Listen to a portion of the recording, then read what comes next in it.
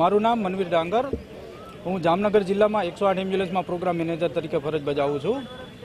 હાલમાં ઉપસ્થિત થયેલી જે યુદ્ધની પરિસ્થિતિ છે એમાં ગુજરાત સરકાર શ્રી દ્વારા જે સરહદી વિસ્તારના જિલ્લાઓ છે 4 જામનગર, દ્વારકા, બનાસકાંઠા, કચ્છમાં વધારાની એમ્બ્યુલન્સો 108 ફાળવવામાં આવેલી છે.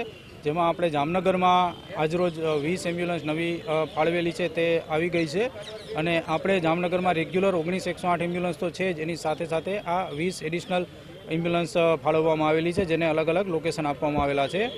કોઈ પણ જાતની પેલું પેનિક થવાની કે ગભરાવાની જરૂર નથી. એઝ એ પ્રિકોશન કદાચ ને કોઈ ઇમરજન્સી ઊભી થાય તો જ આપણે આ એમ્બ્યુલન્સનું યુટિલાઇઝ થશે અને આ એમ્બ્યુલન્સ છે ત્વરિત જ જે કંઈ લોકેશન કોઈ પણ બનાવ સ્થળે જઈ અને પરિસ્થિતિને સમજીને એમાં ત્વરિત પગલાં લઈ અને નજીકના હોસ્પિટલમાં શિફ્ટ કરવા માટે છે.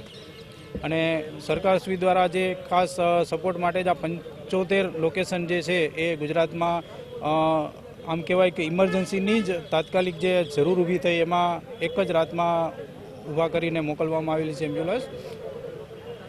અગાઉ કેટલી હતી ને હવે કેટલી ટોટલ? જામનગર જિલ્લામાં 19 એમ્બ્યુલન્સ હતી અને 20 એમ્બ્યુલન્સ આ એડ થઈ છે, જેને આપણે સિટી અને રૂરલ એરિયામાં બંને જગ્યાએ ફાળવવામાં આવેલી છે.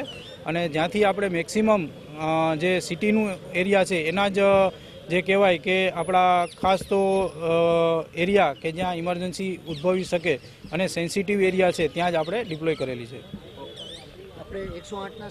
અમને ઉપરથી એક લેટર સરકારશ્રીને ટૂંકમાં આરોગ્ય અધિકારીશ્રીને કરેલો છે કે જે પણ CHC PHC હોય ત્યાં એમને રહેવાનીને એ સગવડ કરી આપવામાં આવે, કારણ કે આમાં ઘણા બધા મેડિકલ ઇક્વિપમેન્ટ હોય તો એને ચાર્જિંગ ફેસિલિટી પણ રાખવી પડે અને એમ્બ્યુલન્સમાં ઇન્વર્ટર હોય તો એ પણ ચાર્જ થાય અને એનો અમને સહકાર મળી રહે છે. લગભગ તો કોઈ પણ જગ્યા એવી બાકી નથી હોતી કે જ્યાં અમને સહકાર ન મળતો હોય. અને કલેક્ટર સાહેબના જ જે કહેવાય કે અત્યારે જ અમે હમણાં મળીને આવ્યા છીએ, એમને જે માર્ગદર્શન હેઠળ જ અમે આ બધા લોકેશન ડિસાઇડ કરીને મૂકવામાં આવેલા છે.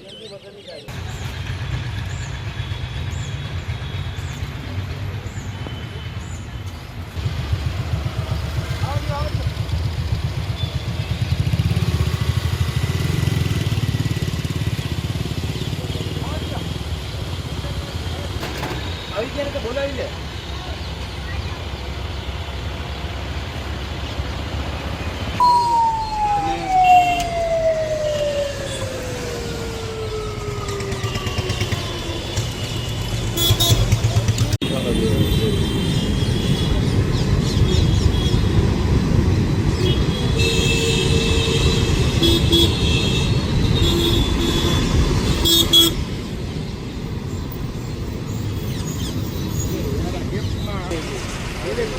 આવી જાય.